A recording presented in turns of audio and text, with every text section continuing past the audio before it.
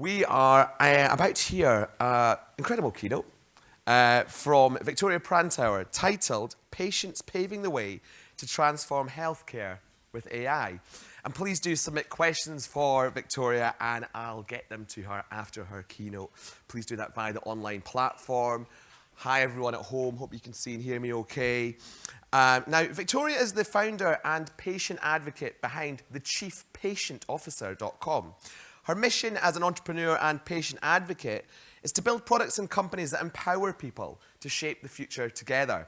Viktoria is a 16-year business and marketing specialist with a strong product focus, experience building startups and companies, and a digital marketing and strategic communications degree, which is under her belt. In 2020 and 2021, she was part of an expert jury for the trustworthy AI call of the Austrian Wirtschaftsservice, an economic development bank. And in 2021, she won the German AI Award for Startups by Axel Springer and Die Welt. Her project, Victoria10.org, which is a campaign for the largest open database for the fight against breast cancer worldwide, was nominated as one of the top 100 sustainability projects 2021 by UNESCO's International Research Centre on AI. So it's my total pleasure to welcome Viktoria Prantauer to the stage.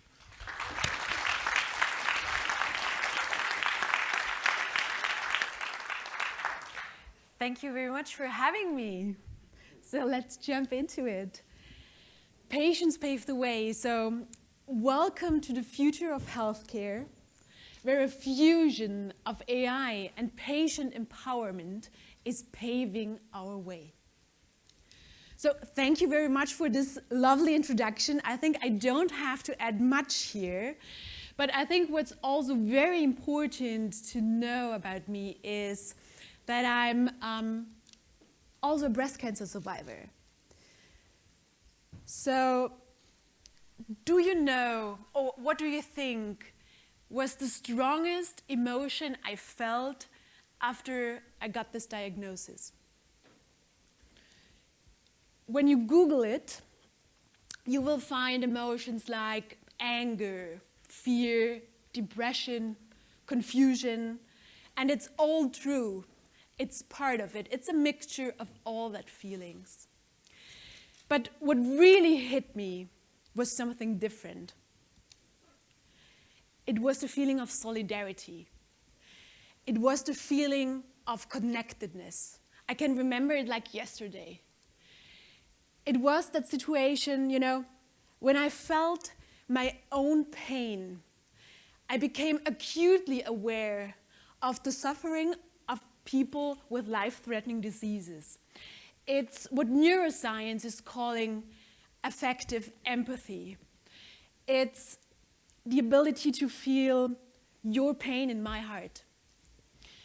And since then, I've been pondering, how can we really use technology for the people?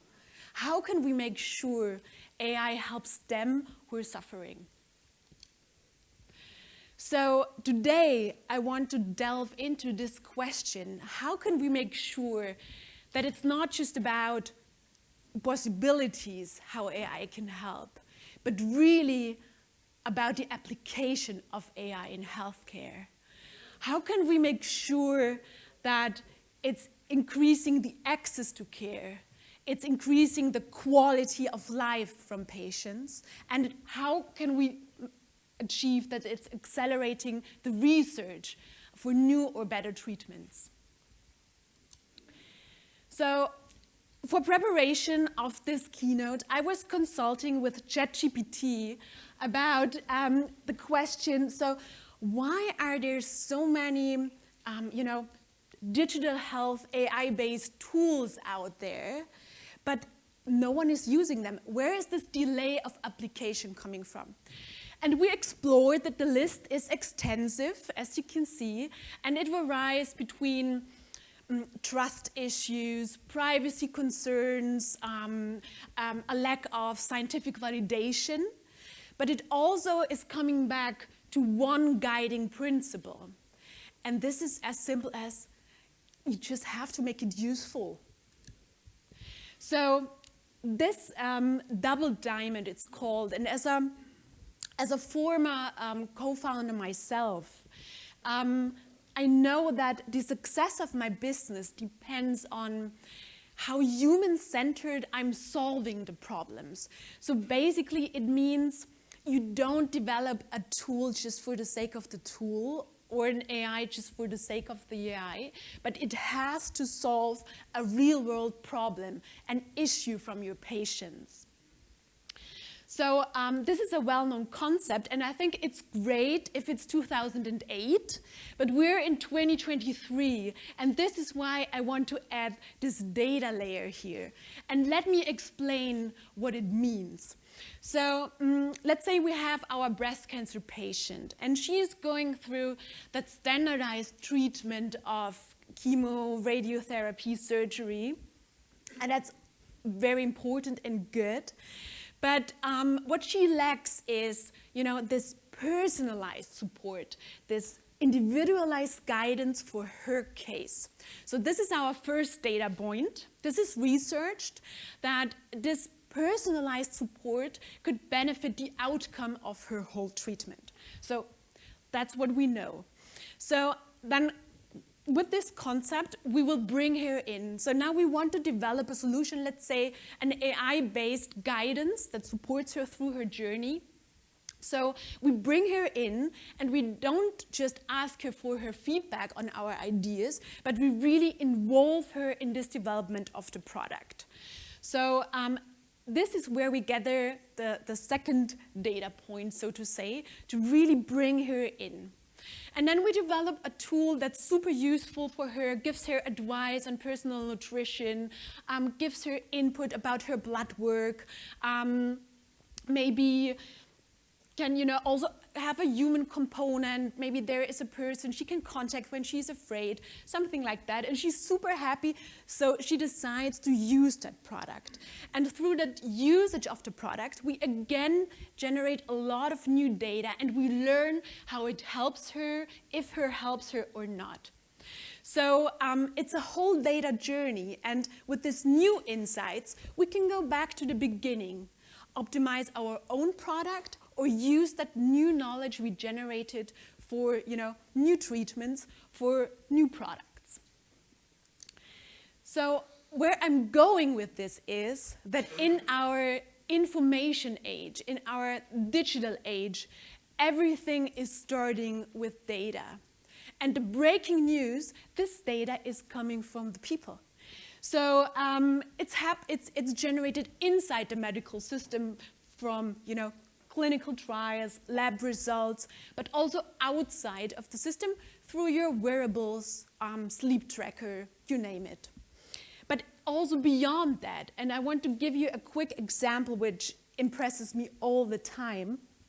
And I know this is a bit controversial, so what I definitely don't want to say with this story is that corporations should sell patient data. That's not what I'm suggesting here, but I want to highlight that the simplest form of data can save lives. So what researchers did here is they used purchase data, loyalty card data, and were able to predict if a woman will get diagnosed with ovarian cancer. So this is super interesting because the early symptoms of ovarian cancer are not really clear. It could be bloating, it could be a little bit pain, stomach pain. So not always clear where it's coming from. But what we know is that women start to buy digestive aids. They start to buy pain medication 8 years before they got diagnosed. So here you see, as simple as purchasing data could help to save lives. And another example, and maybe some of you already heard about Henrietta Lacks. She was American woman of color, and she got diagnosed with cervical cancer in 1951. And her cancer cells were used by her, used by her doctors. She did not know about that. She did not consent to that. And I would say they built the foundation for modern medicine. They're used for tons of vaccinations, for example, for polio. They're, I think, part of 75,000 research papers. She didn't know about that, and also not her family. Only decades later, they learned about it. It did not help her. She did not survive this diagnosis. But what I want to say with that is, we humans, we patients, are the platform for life-saving solutions. So our data is the source code for future treatments, for prevention, for better care. Now, we learned about all that data. Now the question comes in, how can we make sense of the data? Of all that information inside the system, outside the system, from wearables. So how can we make sense of it? And this is where AI comes into place. And I know you already heard the talk about ChatGPT. And I think it's a good starting point for this discussion, because ChatGPT was or is built on a large language model called GPT 3.5. So you will understand in a second why this is important.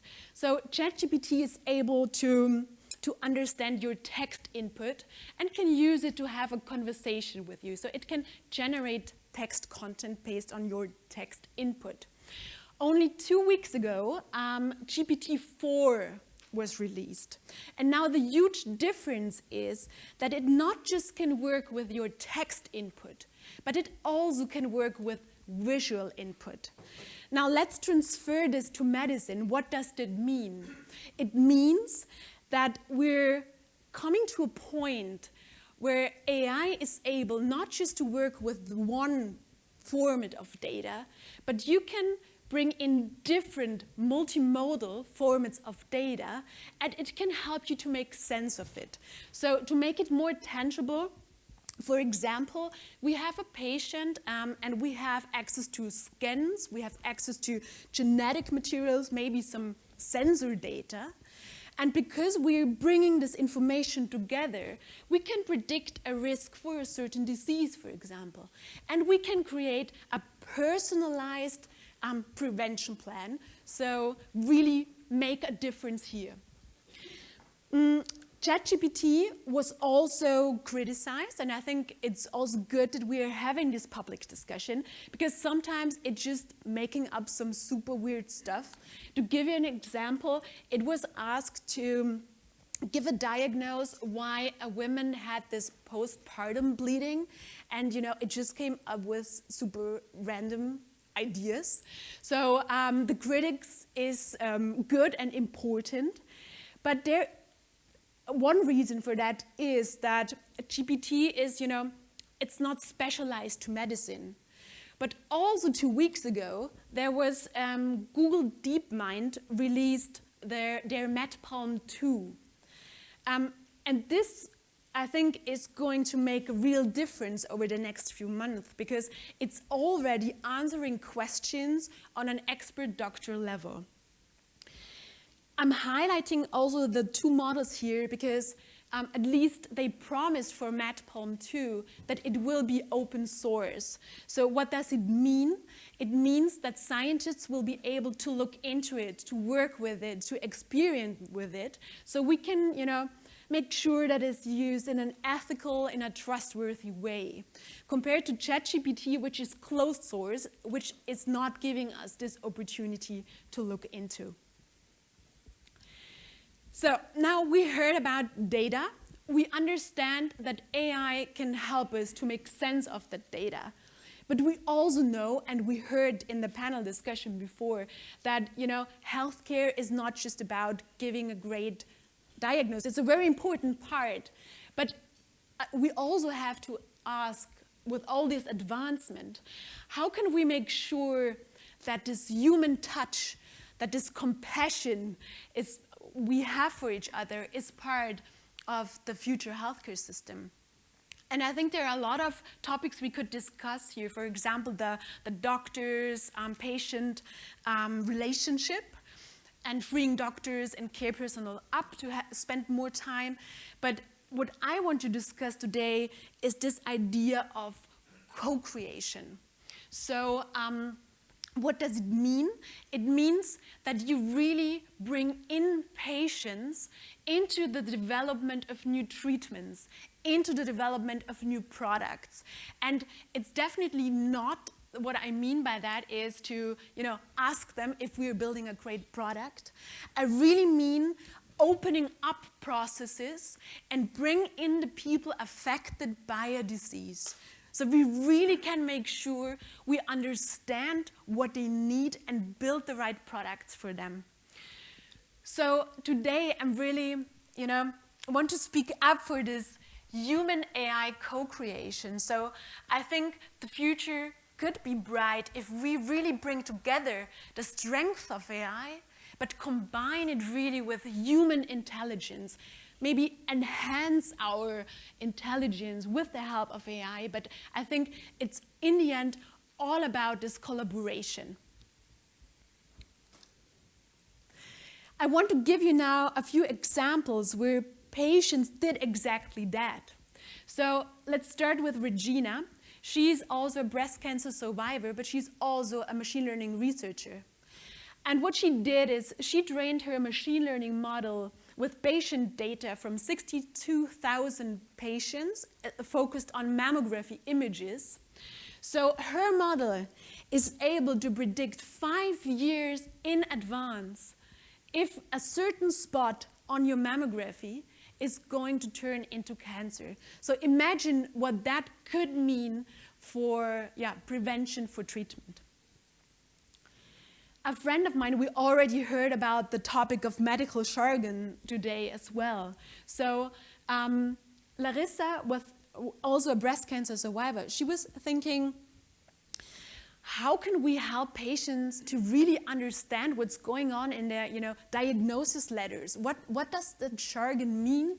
And empower them to understand and talk with their doctors on one level. This is why she's using machine learning to really translate this information in easy to understand information. Another example, which does not include AI yet, but I want to, bring it up because it's a wonderful project, and I think AI could further enhance approaches like that. It's called the Open Insulin Project. If you haven't heard it, please go and check it out. It's initiated by Anthony. He's a biohacker. He calls himself like that, but also a diabetes patient. And what they're doing is they're developing an open protocol. So with this protocol, in the end, every hospital would be able to create their own medical standard insulin. That's the idea. So it would really make insulin affordable for everyone. And this is especially interesting if you think this further and if you, for example, use AI to synthesize molecules for insulin. And this is not future talking, this is already happening. So MIT researchers, they really use AI to suggest new molecules for drug discovery. And one of my most favorite examples is coming from Dana Lewis. She's also a diabetes patient. And she started this global community, the Open APS. And under the hashtag "We Are Not Waiting," they developed their own DIY closed loop system, which, based on patient data, helps them to predict insulin spikes and automatically regulate that. So they really wanted to help themselves because the industry, they lagged behind. So this itself is already a great story, but what I really love is what happened only this January or February. Tidepool used that grass movement efforts and now got FDA clearance for their product. So based on this community effort, we have now a new medical product that really helps the patient needs. one example I have from you is one of my own projects I was involved with, and this was about, Silke Hoffmann. She's a fashion designer, and she was rethinking the after-surgery bra for breast cancer patients, and I'm lucky that I was a part of that. And what we did is, as you can see here on the small image, surgery affected my posture. So I really had issues after surgery with my back, with my shoulder. And we took that, with the help of computer vision, we understood that. We took her expertise as a fashion designer, and we took my experience as a patient, and we created this prototype of a new after-surgery bra that's individualized to my needs. So what I want to say with that is co-creation works. And this is my last example. It's about clinical trials. We need clinical trials for new treatments, for better treatments, but we also know the processes are super long. It often takes up to 12 years to really bring a new treatment to market. The Economist researched 4,000 trials, and they learned that trials who are involving patients who have co-creation aspects are more successful than traditional. So the numbers are 87% of success rate versus 68% of success rate. And I think this shows us that this could really make a difference.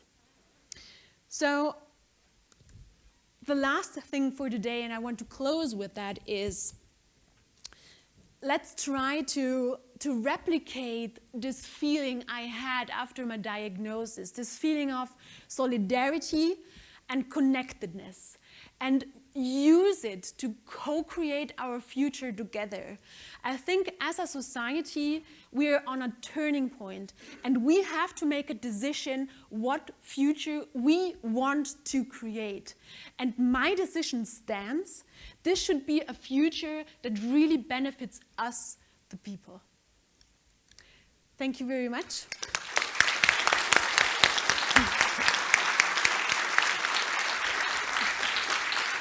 Viktoria Prantauer, everyone, and thanks so much for that, Viktoria. So you're a model there as well. Yeah. In your slides, amazing. Sometimes, if I think it makes sense. Fantastic. So I've got a couple of questions for you after hearing that. I mean, an AI bra is the first time I've ever come across that. I think that's amazing. But do you think there's a bit of a gap, I guess, when it comes to post-surgical care for patients? And how much can tech help there beyond something like a wearable? Mm-hmm. Yeah, I think that's a very good point. So, because from my experience, this time after surgery was the time where I really, had time to start to digest all what happened. Because until that point, you just go through treatment. You're just working and just going through it. But then comes the time where everything is done and you're finished, and then you start to realize what happened. And this is where it got really difficult for me, because from system perspective, then you're done, go live your life. But for me, it just started. Yeah. So having there, I don't know, some kind of companion that checks in with me, or I think a lot of possibilities there would be really beneficial and would have helped me a lot during that time afterwards. In your rehabilitation, Yeah, exactly. I mean, you've come out of the back of your own experience, and you've started this company and several other sort of initiatives. And I guess what I wanted to ask you is, what advice would you give people that are maybe going through something in their own health? Do people need to be courageous here? And what advice would you give people to kind of do what you've done? Yeah. Well, I always like to say, try to be the CEO of your own health. Try to be the CEO of your body, your mind, and your soul. So what I'm not saying with that is that you can control everything, but you can at least try to maneuver yourself through that situation by collecting information, having open conversations. Also, routine helps a lot to really. So I don't want to say this is the best approach, but how I approached it is it was like a project for me. It's a certain period of my life, and I have to deal with it. So I had a plan, what I'm going to do, and how my everyday looks. And I know after this phase, the project is closed again. So this is at least what I can say from my perspective. And just one very final question here, and that is potentially quite a dry question, really. But I mean, talking about some of I think you mentioned Tide Pool was one of them, and then how they just achieved FDA approval for, I guess, companies in this space in healthcare and using AI. I mean, how much is that an issue? And are the tides changing? Is regulation kind of matching innovation, the speed in which innovation is happening? Yeah. Is it getting easier? Because I know in some jurisdictions, some countries, it is easier, and some people actually go to those places to set up shop. Yeah, well, I have to say this is not my area of expertise, but I think that regulation still needs, so what I can see is that regulation still needs to adapt also, to this learning systems around AI. For example, in Germany, we have the opportunity to get apps, healthcare apps on recipe since a few years, and which is basically an interesting concept, and it's also good for innovation. But the regulation lags behind in the sense that these systems are evolving, and it's not ready when you submit it, so it's changing all the time. But regulation wants that, if you change something, you have to bring it back into this whole process of approval. So I think there really needs to be some adaptation and change of process. Thanks so much, Viktoria. Viktoria Prantauer, everyone. Thank you.